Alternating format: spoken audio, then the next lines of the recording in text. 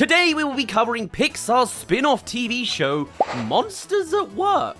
Do you remember this series? Now this is a show I am actually familiar with. I've watched it all the way through back when this came out twice. It has 2 seasons. But looking back on it a few years later, it doesn't seem to have made that big of a ripple. And today, maybe we're gonna go and do a little bit of a deep dive to find out exactly why. Welcome to the Best and Worst series, where we will exclusively be watching the lowest rated episode and the highest rated episode to pinpoint why they are the best and the worst, and then just enjoy a show out of context along the way. Although this time, I'm probably gonna know the context. I can't guarantee I know everything that's going on, but I know the general idea. This show started back in 2021 and then had an update in 2024, specifically being a sequel to the original Monsters Inc. story rather than the prequel that the actual sequel-prequel movie was. But maybe that's part of the problem, since I think there's a lot of red flags in trying to continue what is otherwise a perfect ending to the saga. The start. The first one. The IMDb description describes the synopsis as, mechanic Tyler Tuskman has big dreams of working his way up the ranks to the last floor at Monsters Incorporated. That's all we know. So with that in mind, let's dive straight into things. We're gonna cover things across the entire show. So the lowest rated episode is in season 1 with the original storyline, episode 9, Bad Hair Day, getting a whole 6.9 out of 10, which still isn't bad, but sure is awfully mid. Let's find out why. You know, after the whole audition disaster. This is a really interesting cinematic choice. Like, it's just like a head-on with a door sliding down sequence. Kind of reminds me of the teaser trailer, but notably a little bit downgraded. Kind of. I never really felt like I've fit in here, if you know what I mean. Can you chew with your eyelid? Alright, I'm seeing some of it. This is a whole thing where, you know how the actual ending of Monsters Inc. is they become jokesters because laughter is better fuel? That's kind of the gimmick of the conflict of this show, as I understand it. Our new protagonist is like a new guy who came in to scare people and is now trying to change careers into a jokester. He's not that great at jokes. We're 9 episodes in and he's still giving us the I don't quite fit in piece. It's taken a while. Aren't you glad we skipped so far in already? Donuts! Donuts! Oh, hey, okay. I thought that was a nice. You know what? I'll like... Wait, what's going on? Crispy screens? That's a much better. Okay, at least it's not an outright product placement. David didn't do donuts. David, you mean the hair in the jar guy? The hair doesn't... Wait, what? I don't remember this. There's a guy in a jar? I'm not sure if any of this is making me laugh yet, but there's a lot going on here. They're trying to make gags. Door! Huh? Did I not watch this episode? I don't remember this. David, you were right. Absence does make the heart grow fonder. Is David invisible? I guess he is. Have a seat, David. Did audiences really not like the concept of an invisible character? I mean, I know the budget's a little bit constrained, but this is taking it a bit far, isn't it? Because David was all we could ask for from a myth. Reliable. Is reliable and honest. Was he in a work-related incident? Because he was so hairy in the past. David, there will always be a special part of you here with us. Oh, his spirit. No, his hair. 9:26 a.m. on this day, 4 years ago, he was pulled into the shredder shaft. He was? Oh my god, he was put in a work-related incident. All that was left. This is a funeral sequence? My goodness. I feel like this is the most interesting thing from all of season 1, to be honest. Before we light the candle of remembrance, we must all not get haircuts. Oh, well, I'm on it already. My hair's getting longer and longer as we speak. You see me a year ago? I'm going back to that eventually. Probably. Also, hey, I saw that. Not a hair. How do you do a haircut on a Medusa character? What a nightmare. That being said, if this whole episode is about a guy that's not here, that's an interesting, spin. Especially because this is the penultimate episode. The finale is the next episode. Usually that means this is the highest rated of a season. For this to be the lowest means they've really missed the mark. Where's the Incorporated? There's no factory so far. 1 week. And there's me asking for slice of 368 life hours in straight. universes in these past reactions. But in this case, Whoa, hey, if this not haircut... not sure if it was worth it as much. You guys keep not getting your haircut, and I'll feed Roto. You sure you're reliable? This is a chance for Ty to show us that he's as reliable and honest as David was.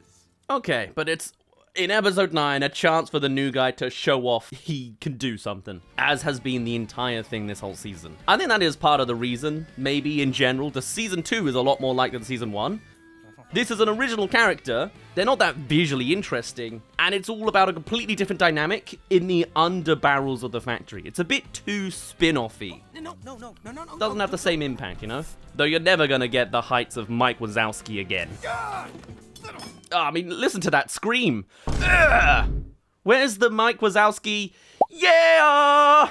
You know, it's too early in the morning to be screaming. Frodo! Come back here! I think a lot of it as well was like, this is the closest we have to an action scene. Hey, there was slightly something there, but yeah. They are never gonna forgive me, and they won't. This is a little bit constrained in the animation front. It's a Pixar show, which is like the first time, and this is like straight after lockdown, so there's a lot of limitations going on contextually around this. Francine, you're a true artist. Oh god, that's horrifying in World. Hey guys, hey, just These are my favorite jokes, is like the playing with the actual concept of the universe. Any problems? No problems. Not crazy on the pet. And Rodo, What about him? did he eat? Oh yeah, yeah, for sure. He ate. Was he a good boy? Yes. Some of the line delivery is still good though. No. You okay? I'm okay. Why would You don't seem okay. Yeah, no, I'm okay. Okay, I need to go to the bathroom. Number 3 or number 4? Whoa. Whoa. Okay, it's so interesting. There's like bits underneath this that I like. I like all the side bits of this spin-off, I guess. I like the dialogue things it insinuates. I love the visual humor. Apparently the hairdresser looks like a Who, which is another thing I've just noticed visually. Interesting. But the actual plot, the both wider world and this episode, not enthused, you know? Some of the most intriguing bits is when you see a character you recognize. Kind of. That's not actually Roz. Oh, look, and that guy too! Give me more references to Monsters, Inc. in the Monsters, Inc. show. Do I just want jingling keys? Do I just want to point and recognize? You know, it's cheaper if you use Groupon. Much better deal. You're standing Why is there a guy called Flea BJ on the list? What does that mean? Right. Sorry. But, genuinely, again, skip whatever this scene's trying to do. It's, you know, it's alright. It's not as tense. It's meant to be a tense haircut scene, I guess. Okay, cool. Yeah. But it's not got the tension to it. I want to read all the post-it notes on the wall. I should have paused and gone through all that. Here's my paperwork. Whoa! What? I don't remember any of this. There's a blue Mike Wazowski? Mike Bluzowski? That probably makes more sense. Somebody left their purse here, so I was just trying to find out whose it was. Could be Rivera's, actually. Hey, Josh. You see, like, this is a lot of, like, the most cliche, generic lines you've seen before. You know this sequence. What are you really up to? The jokes are great, but the, like, the tropes are just troping. My best to be a really good mifter lately. I keep letting them down, and now I'm kind of in the situation where, long story short, I gotta get a lock of your hair. Huh? I'm calling security. No. Does Monsters, Inc. have a HR department? They should. To be fair, even the Fuzzball's kind of just another Mike Wazowski, just with fur. Now that I think about it. Double T, there you are. Come to lunch. We're gonna have lunch with David. No, we don't want to go down there and bother him. We're not gonna bother him. We're gonna meet him. We got roast beast, we got ham and sleaze. But had a big breakfast. Is he gonna mention a third one? Oh man. A lot of these jokes as well, depending on who says it, is just like listing a bunch of puns. It's not the best format, especially when they only do 2. Speaking of David's Wait, hair, did this take... how'd Wait you a minute, manage- hold on, why is he bald again? Oh, right, the Shredder Shack. How soon after Monsters, Inc. did this happen? I guess it was soon, because they were just switching out the jokes, I think, in episode 1. Did his hair not grow back? It's so confusing, man, because there's clearly some original character designs in the background, which obviously is a big, heavy animation thing to do. A lot of times, it's just reskins of characters we have seen. Like, we saw the Tentally guy twice in the background earlier. Sometimes we get to see cameos from the other characters. It's weird. Here, the door is removed from its frame, and then the hinges and knobs are detached for reuse. Final stage, wherein the door is ground to sawdust and blown into the vents of oblivion! Whoa. That's great. Hey, a little bit of genuine lore explanation to the door shredder. But also, that's not how a door shredder... Did they make a new one? I missed it slightly. We've seen the door shredder. It's just a tree shredder in the movie. Now there's an elongated sequence to boil it in the middle? Steam it? Okay.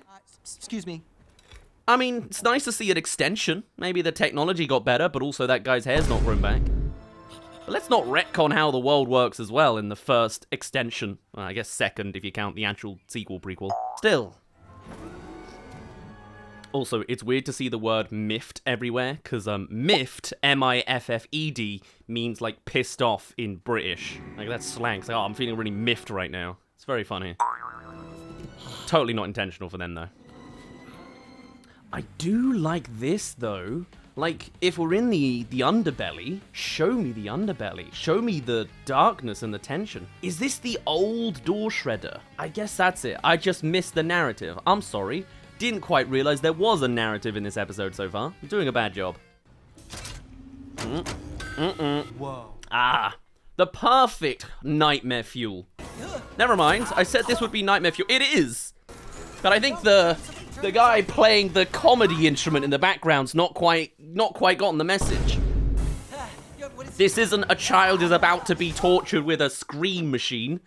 No, we're just gonna steam a monster and he'll be fine. Okay. Like, this should be horrifying. Okay, the music's getting horrifying. What is stuck? What the whole what are you doing, man? And then you give us the old Toy Story 2. Good morning. And it bounces back. I have got so many questions, but what is going on this episode? He clearly wasn't jammed in because all of his body parts came out of the rift. Now he's having a memory flashback of everything all at once in front of a machine that's sucking him in to shred him, and he's gonna be fine? This is a weird Pixar climax. Pixar's usually good at their climaxes, you know? They usually know how to do a good dramatic ending, even in their shows. The Inside Out show did great for that. Oh my god, it is actually Dave. Tyler? And he is actually dead. The Monsters universe has a heaven, and it has a door to it. Every cloud has a silver lining. I want to be clear. Hey, look, between you and me, these are all pretty common sayings. That's what I was saying about this whole episode, to be honest. Don't judge a book by its cover. Yeah, and that one. Boondy Bear had no hair, that bare-haired bear. There's a long list of the same joke. Love is all you need. And hair. Give me some of your hair. That would really help me out. Yeah, so road signs are not sayings. It is done. I like that one. Oh, wow. Thanks, David. You know, everybody at MIFT loves you. What's your secret? Be reliable and honest. Right. And don't eat buffalo wings. They can give you a number 6. My goodness. What does that imply? I don't want to even think about it. Either way, what a weird... And the machine's done? Alright, sure. Oh, just cough There's it up definitely an because attempt that was going on there. And I think I like the concept of that scene, but there also wasn't a lot of substance to it anyway. Oh, you did. Great. Not a Pixar classic, is it? Another young employee, full of passion and zeal. David. Me. Of course. Nice. Where did you get this? Don't ask questions you don't want the answer to. She knows where Dave's body is and then took it from his corpse. Hair doesn't dissolve when you die. Happened. Well, I love that imagery. Thanks. It's the darkest thing I can read out of this show. We devote to celebrating David. Dazzling, beguiling, and very, very, very good hair. Something's different. What happened to the hair? It's not David's hair. Duncan's Roto pet thing. Oh my god. He got sucked into the tube, and then I tried to get some of Rose's hair, but that didn't work, and so I went to the shredder shaft where... But then Rose gave me some of hers, not sure where it came from, but It's not Dave's corpse? Oh, okay. You went into the shredder shaft? Duncan's right. I'm the exact opposite of David. But David was honest. And you just told the truth. Unless you're lying about telling the truth, which means that the lie is actually the truth, but the truth is a lie. Oh my goodness, this makes my brain hurt. I mean, I liked where that started, and then it went off on a little bit of a tangent, but that's alright. And besides, you didn't have to go to all that trouble. Yeah, I got a whole bag of Davy's hair. Keep it in a footlocker. Oh, alright. Some of this I love. I love the delivery, I guess. I really like the delivery of this. And like as per usual, still clearly made by talented people, but I think it had a lot of contextual things that just sort of hampered it down. And I can see why you all liked him so much. David was a true mifter. Alright, very sweet, very interesting. This show in general comes off as quite mid, and I think that shows in this episode. Oh, Mike's comedy class. Hey, yes please, show me the Wazowski. Improv.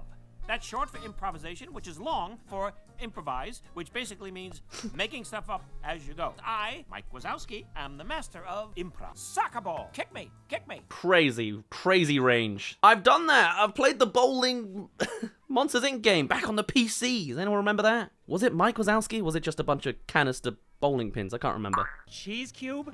Way too cheesy. A box? You just don't get it. I can't work like this. I just can't work like this. I'm very depressed right now. I'm just very depressed.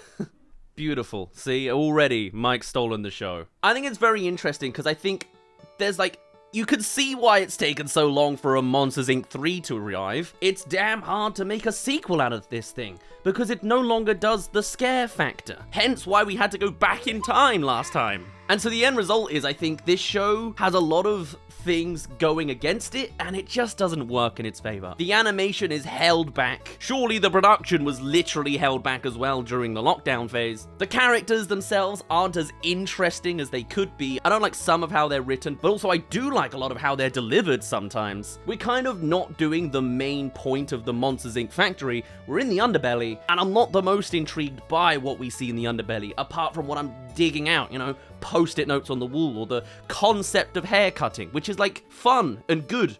But how do you turn that into an enriching story and season? It seems very difficult. Put it all together with a character who's not even there. But I guess the law was that they retconned the old Shredder method and made the new one that's just simpler to stop a work injury. Am I reading too far into it? I don't know. And then they've tried their best by putting in cameos of other characters and recoloring others to get more characters out of it, because they have the limitations. They can't make a bajillion new characters and crazy fur animation like they did back in 2001. And it just comes off as, they tried, but you could certainly see how it didn't make as much an impact. However, then time progressed, and we skip forwards 3 years over to season 2, where perhaps Pixar looked in a little more internally on what worked and what didn't with this world and this concept. And I gotta say, come round to the second season's plotline, and it has made a much more masterful production. The highest rated episode across the entire series is Season 2, Episode 10, Powerless. Whilst the first season is all about Tuskman trying to fit into this industry that's completely changed beneath him and just hanging out with a couple of underbelly people, it's kind of the plot of Monsters University if it's all about that university group the whole time. Again, as well, a prequel that wasn't that appreciated as a storyline. Love the lake scene. That's my take personally. But come round to the second time, and it has a lot more of, what do you know, Mike Wazowski and Sullivan actually part of the storyline, as well as a bunch more references and cameos and character expansions for the other characters in the sequel prequel. It's proper Monsters University 2, not set at a university. But it is those characters set in the modern day of adulthood. Just a better exploration. Let's get into it. Hey there, thank you for making it to the halfway mark of this video. Come subscribe if you haven't already for more best and worst episode reactions. It's a new series we're doing. I'm still working out how to market the damn thing. So thank you for joining along at least this far forwards. And now to the very best episode of Monsters at Work from Season 2. What do you know, it's the finale. Apparently they nailed the finale as the ending of this series. Love that. This is the bit I know the most. Let me tell you a story. Surprise! Randall's in it, by the way. Hadn't seen him the entire first season. Besties. Brilliant recap. What happened? Okay. So, He saved me from those swamp people. the bully from university saved Randall. And Johnny needed to protect his family legacy. So we cooked up a brilliant scheme. Johnny now has a rivaling factory to Monsters Inc. Great concept. Meanwhile, I used my very particular set of skills to sneak into Monsters Inc., steal those dummies' laugh energy, and then pass it off as our own. I will say the voice delivery is a little bit held back from the movie. Don't know if it's because of the casting director, don't know if it's because of the voice cast, but it is a noticeable held back element of this cheaper show compared to theatrical releases. And along the way, I had some fun sticking it to that one-eyed cretin, Wazowski. Damn, already we've seen 4 titular characters, 5 if you count Waternoose, in our opening to a best episode. Yeah, I see why. Stupid blue face. And we found some poor schmuck close to him to help us out. Wait a second. I'm the schmuck? You used me? Oh, and it all comes round. Grab your main protagonist and put them in the middle of this larger plot line. Mwah. This is how you do it. Your talent was being wasted at Monsters, Inc. Yeah, but because of you, all my friends hate me now. Did any of them stand up for you? Well, I mean, no, but... Why didn't his friends stand up for him? They had a whole season to set up. Season and a half. Speaking of help, you know who didn't get any? Me. Your phony scream amplifier is activated, and so is my tennis elbow, So yes, okay, Tuskman has moved over to the other factory. He was given a better job, I guess. Damn, capitalism's tough. You're mixing laughs and screams? There is no scream. Whoa. Oh, I love this. This is a great expansion to the world building. We got laugh, we got scream. Something goes wrong if you mix them. Fantastic. That is the plot of a sequel I would expect to see. The whole first movie is about establishing laughter. The third one, it's all about the both. That's perfect. That's great. That's the best I can ask. An expansion of how the world works, bringing back the titular characters but mixing them in new context, bringing in new original ones, and just letting it expand naturally. Mwah! Now let's see how they pay it off. Michael Wazowski? Who's asking? Merc? Is that what they were always called, or is this a different person? Jurisdiction of the Monstropolis Energy Regulatory. This seems like a whole different squad to the gas mask guys. I repeat, halt all funny business immediately and exit the building. No funny business. You're wanted for questioning about the blackout you caused. We caused? Find me a lawyer. One who works pro bono. Yes, we're bringing them to Merc. Yeah, even on Mike Wazowski, the delivery's not as good. Folks, I just received this bulletin. Sadly, Merck has confirmed that Monsters Incorporated caused the blackout. Once their supply of laugh power ran out, it shorted out the entire power grid. I know it. Breaks my heart that the hard-working citizens of Monstropolis don't have power. But Tyler, our top scarer and... They kept him on the fear career rather than the jokester career. That feels like it makes natural sense since he doesn't fit into the modern industry. Now, trust me, power will be restored by 9 o'clock tonight. Johnny, listen! You cannot mix screams and laughs. This whole building's gonna blow. It's okay. Relax. I appreciate your concern. Oh no, he's done a Google search. Well, he can't beat them now. Oh, you still got it, Boggs. I'm just warming up to scare some kids. Shitwetter. They still call you that? Shitwetter. It's so funny that Randall is like the bully again now, because he clearly wasn't at uni. Like he is laughing as like the cool guy from uni. Everything is under control. But you Here. Okay. Yeah. Man, I don't remember how this ends. Imagine they set off an actual laugh scream nuke in the middle of monstrosity. Monstrosity? That's monstrosity. I would love that. We've already seen the big green barrier from the first movie. Gone any worse? That was technically an explosion the first time. Do it again. Gone any worse? Kill hundreds of monster civilians? I don't know if I'd quite like that, but still. Evacuate them. Do something. We gotta get Fendi out. We just worked so hard to get all Gigawatts. I like that. Also, it's the drinks vending machine that was in the background of the last episode, and the bet. Wow, I noticed it. Don't remember the bit about it, but it was there. You're all mad at me. Randall Boggs is back. He's been stealing laugh power for Johnny, then making our canisters still look full. And they were using me all It's along. the inevitable exposition about the stuff we've already seen. We had it in the last episode. We've got it again now. At least it's shorter this time. If Randall stole our laugh power, That means there were no leaks and it wasn't your fault. I'm sorry. Aw, me too. I don't remember the incident anymore. About the orange juice. Okay. What they're doing is mixing laugh and scream energy in the receiving station. Johnny's gonna activate it at 9 p.m. and when he does... Permanent blackout. Only there was a way to separate the screams from the laughs. Oh, he's British. Oh, okay. I don't remember half of these characters. There's been so much character arcs that we completely missed. Listen up, every mifter. Grab some parts, even former ones I really want to hug. But there's no time to tell him how much I miss and forgive him. Life is so short. And it is nice that naturally it comes back to the underbelly cast. I think I owe you an apology. Hey, I get it. Look, if I heard me yelling at my dad on the phone in a very angry, unsettling manner, I'd accuse me too. Probably not on live television. Wow, okay, interesting. I do remember the plotline of this guy, and you want to know the secret that I'm not meant to know the context of technically in this format usually? That was at first intended to be, I think it is, in fact, whatever it is, connected to Water Noose as well. Hence why they had the criminal photo of him. He was relevant-ish to the plotline that apparently he had a son, and the son was sneaking into Monsters, Inc., and that became like a big controversy. Turns out he's good anyway. Better friend. No, not like that. I need you to... Disavows him? Isn't a family member? I can't remember, but there was something going on. Definitely an evil lair vibe going on here. Fritz, where's your disguise? Oh, I don't need one. My performance shall be my disguise. I'm Frankie Rigatoni. Huh? I'm really, really tough. Okay, so the Mafia is canon to the Monsters University? Okay, alright then, fine. Sure. I'm not sure I'm fully on board with that character specifically. He's better than he was, I guess, but I don't know. Not my favorite original guy. Receiving station. Uh-oh. So what? Never gonna be on the level of Mike Wazowski or Randall, you know. Skyler, I gotta go number 2 and probably number 6. Whoa, you can't use the number 6 already? I thought that was a super special effect. Did he have the Bernalo wings or whatever that was called? Let's see what the old gauges say. All seems... Oh, right, that wasn't the same guy. The disguise was working already. As supervisor, I have reconsidered your request for lavatory access, and I've granted it. I held in the number 2, but the number 6, yeah, kind of squeaked out. Okay, well now you've just ruined the number 6 joke from season 1. Did anyone watch season 1 when they watched season 2?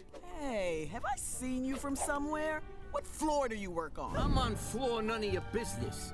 I'm Frankie Rigatoni. I don't take... What is going on? Huh? All right, Frankie. All right, we're cool. We're cool. It's kind of another cliched bit, but slightly better than before. Still a show that didn't get the most amount of impact, even if this best version of the show is better, you know?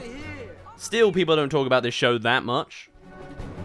Though, to be fair, you'd have to go through 19 other episodes to get here, I think. Has anyone seen the doohickeys? Doohickeys incoming! Oh, okay, doohickey bag, lovely. Fastening the doohickeys to the thingamajig. I have no idea how any of the mechanics of whatever they're building works, but maybe I'm not supposed to. What is this? Wait, is this the... Oh, genius! I was literally mentioning it earlier this video. You know what they're building? What was yours? An old, abandoned tech that's buried in the bottom of Monsters, Inc. Well, your hands are bite-sized. The best way to extract screams We gotta hurry. from a laughter-scream combination. Oh, man. The writers finally cooked for this season. Baby. My non-elective. Children torture not included. Especially you, Joe. You always get my good side. I like these two. That's a good character design right there. Dual journalists with opposing thoughts attached to the same body. Great. That's probably my favorite original design. Now that's the power of fear. We're at T-minus 2 minutes and counting. Just say we have 2 minutes left. We're almost done over here. There's just one last nut and some wrenching. Ugh, creepy. Why is that of all things the creepiest thing to me? There goes my wisdom tooth. Goodbye, Toothy. Do wisdom teeth do something? All mine do is, compact my own other teeth. Cracking the screens now, so this place doesn't go... I don't know if they actually mention that it's this same machine. Are we meant to notice it? Did they say it directly? I love it, though. This is great. We got a problem. There's not enough time to suck out the screams before Johnny pushes the button. Oh. Why? It's nothing ever easy. It's gotta be a season finale with some extra stakes. You can't fix it third of the way in, not even. Donut Head needs you for Operation Stall Johnny. You in? No, I can't say no to awesome code names.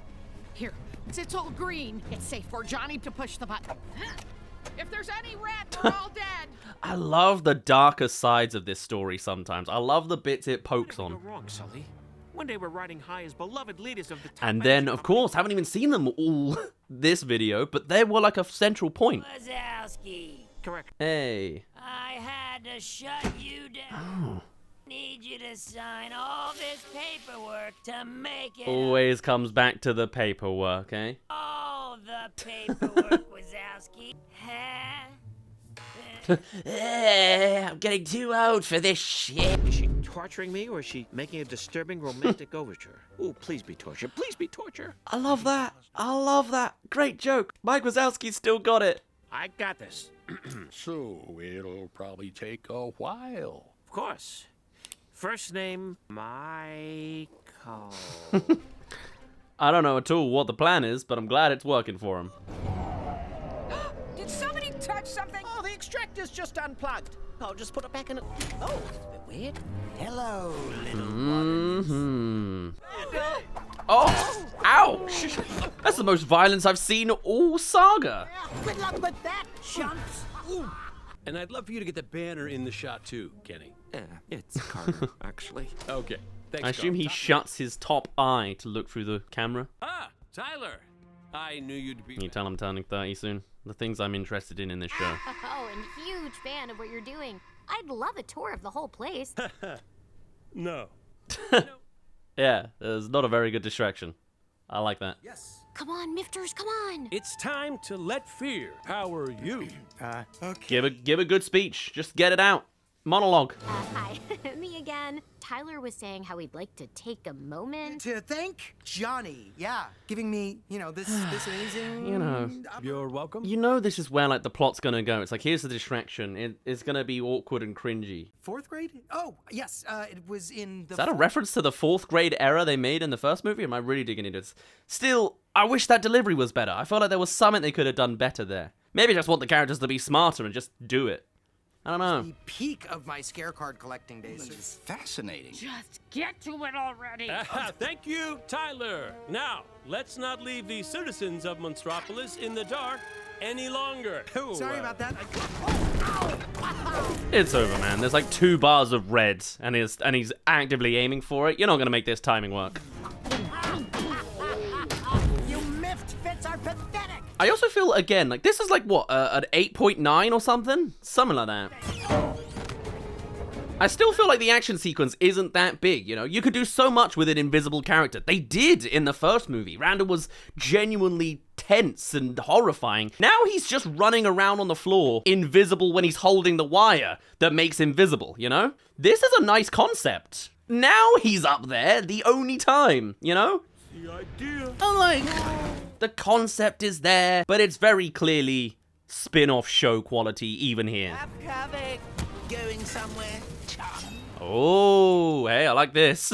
There's so many duplicate monsters in this world. I kind of do want to see a monster versus monster duplicate fight. What do you think you're doing? Ow! Filming. Oh, sorry, This isn't live, is it? Otherwise you're screwed. At least you can fix the rest in editing.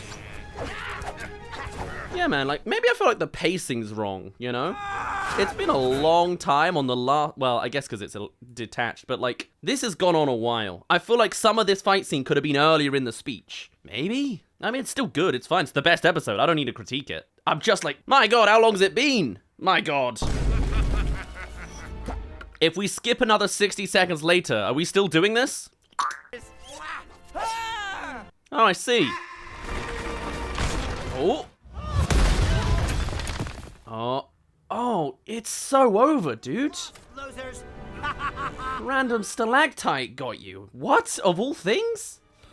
Wait. Monstropolis, Huh? is for you. Yeah. No. What? And that does the last 2 bars instantly? Oh. Death for all. Hell yeah, Chet. You're doing it for the people that piss themselves in the bed. We love that. Says the only one allowed to have facial hair is. Nice, I like that. Proud to announce your power is back on, thanks to our company's Scream Amplifier. That is a lie. And I can prove it. Oh yes, the device. Very good evidence. Prop, that will tell you. All laugh energy stolen from Monsters, Inc. Program this to say anything. Why are you ruining this? You can't escape who you are. I'm not. I'm embracing it. And you should embrace who you are, a fraud. He doesn't even do his taxes. He couldn't possibly be a fraud. Or is being a pawn. You mess with him, you mess All of Merc can teleport here. Whoa, what is all this? Well, hello, This is not the person we saw last time, by the way. That was Rose. This is Roz. Are you keeping up? We've had someone on the inside, too. Oh, it's Chet again. Should really treat your assistants. Damn, he's a double crosser twice. All right. Always watch. Gotta get that out there. I don't remember the afterwards, but I appreciate it. You can't make kids laugh. You're a joke. You're a joke. Ooh, that is a kind of tough line. Val, I'm so sorry I wasn't supportive of you when you got the jokester job offer, which you Is that what happened? I see. That's interesting. Protagonist comes in and doesn't achieve his most wanted goal. Hey, that's very Monsters University. That's the whole thing with Mike, I forgive you, you big doofus. Right, Jill? Drop dead. Okay, fine. Surely if he did, you would die too. Do you share organs? I've got many questions. Follow me. You too, Carter. He knows my name? Gladly. So simple. That's Ben's door. Don't think he'll want to see me ever again. We'll face it as a team. But you're the funny one. But I want you there. Unless our pinky promise meant nothing to you. You did pinky promise the tennis ball. Of course, yeah, you're gonna have more of a direct relationship with the kids, you know? They'll know you by name and face. No. Although, he does look a little extra Coco Melanie, doesn't he? Obviously, early Monsters, Inc. has a little bit of that everyone looks like Andy from Toy Story aesthetic. I'm Val. Bit of a weird one on the art style, but if you get around that, waking up a child at 4:15 in the morning... I was just wondering if you had a best friend too. Yeah. Has Nico ever been upset with you? There was one time I made him really mad. And then we high-fived so hard, our hands stung. Huh. My hands are pretty tiny, so they might be kind of hard to hit. Wanna hurt your hand on me? Ah! Edited for a joke at 4:15 in the morning. Whoa! They became best buds. They went to MU, where Donut had told a joke in front of a huge crowd. That's so interesting. They've not, like, finished on, like, a comedy joke with Mike Wazowski. It's like, no, it's just a wholesome story with jokes in it. There's something to that.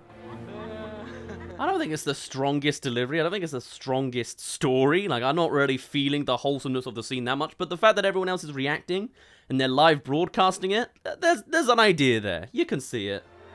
Yeah. Brings it all together with a little emotional flourish as well at the end. And when it comes to actually expanding a good sequel out of Monsters, Inc., I think this episode is as close to nailing it as you can do. And the whole season as a whole, you know? It loops back to the emotional connection with a child, right like the first movie was with Boo. With character arcs that have made sense, uses the original characters well. Home run, kid. Home run. I don't know who the creepy guy is at the end, literally. But perfectly expands the universe from what we already know. Well enough. His cellmate is Oh. none other than Henry. Whoa, what do you know? They're together. Randall Boggs escaped custody. Oh, Randall's still out there for the inevitable sequel they might make again anyway. Detective Duncan Pianison is on the case. Until justice, it's vintage. Until justice is served. Monsters, Inc. is now powering the entire city with laughter. Giving the old Mr. Incredible line on us. I mean my real hair. Okay, alright. What a weird ending. It kind of just keeps going, but I'm on board. Pull my finger. No, thank you. Fool me once. Inhale the previously evil characters over as well. Truly? Frankie Rigatoni. Keep on with the mafia bit. Alright, I mean, at least he's got something to it. Maybe it's an improvement. Val and Tyler, your jokester car. Ah, nice. And that's a good way to pay off that ending. He doesn't fit in this new industry. You make it a duo, just like the original. Nice. I like how it comes together all thematically, you know? Oh, so now you're in charge. Only when it suits me. Nice. Yeah, I think overall, it still comes off as like the best case scenario for how you do a Monsters, Inc. sequel, which itself is an incredibly difficult prompt to do. The ending was kind of done, and the fact they managed to expand it with laughter and scream is great. End it with the same kind of ending shot as the movie, and it's probably as good as you can do. Taking a lot of inspirations from the original movie for good reason, easily, understandably, at least from the two that we've seen today, the best episode of Monsters at Work. It's still a little held back animated-wise and voice direction-wise, maybe explaining why it's not as influential as it could have been, but I think perfectly palatable and a nice romp along the way. I think when it comes to the Monsters, Inc. saga, I would be interested to see more, but mostly because of the nostalgia I have for the first movie and the adoration I have for the emotional height, or I guess depth, of the second movie. And this is a decent concept piece for what they would have done next, and how maybe that's been so hard to produce so far. I've heard murmurs and rumors that there is in fact going to be a Monsters Inc. 3 incoming in some form. I don't know how exactly they're going to do it, and whether any of this is going to be involved. But this season did seem like an interesting experiment they've done on the side, and they have made other Pixar TV shows like Dream Productions, which certainly learned to nail it more after that point. But I think as a fine, presentable, kind of mid, but also, you know, it's got a lot of benefits to it with the more you dig under the surface, kind of spin-off show, decent, fun. I could always do with more Mike Wazowski. On that note though, we shall finally put a pin in it there. My name's been Daz. Thank you very much for reaching the end of this video. Do tell us your thoughts on the Monsters at Work show. Would you want a season 3? You want a third movie? I'd love to hear all of your thoughts and more, but otherwise, I shall see you all in a little bit. Cheerio!